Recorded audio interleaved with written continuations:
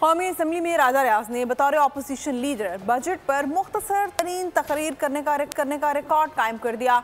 मुख्तसर तरीन तकरीर वजारत तालीम के आदाद व शुमार गलत बयान किए, जिन्हें वज़ीर तालीम राना तनवीर हुसैन ने दुरुस्त करते हुए कहा कि आपको जिसने बजट तकरीर के नोट्स बनाकर दिए हैं उसने गलत लिखा है।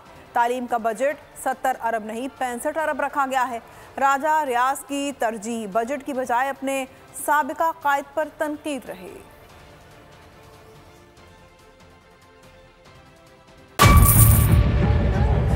बजट 2023-24 की सबसे बड़ी ट्रांसमिशन, बोल एक मर्तबा फिर सबसे आगे।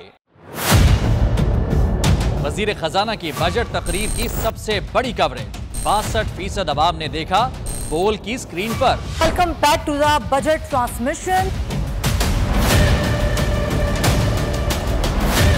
सबसे बड़े पैनलिस्ट और रिपोर्टर्स की बड़ी टीम ने बजट के लम्हे लम्हे की अपडेट से किया बाखबर अपनी आवाम को। अदाफ में यूं कह रहा हूं कि एक तरफ ये ख्वाहिश है कि लोगों को रिलीफ दी जाए, क्योंकि इलेक्शन सर पर है, तो कोई ऐसा बजट दे जो पॉपुलिस्ट हो। क्योंकि बोल रखता है खबर के हर पहलू पर नजर, बोल है सबसे आगे सबसे पहले।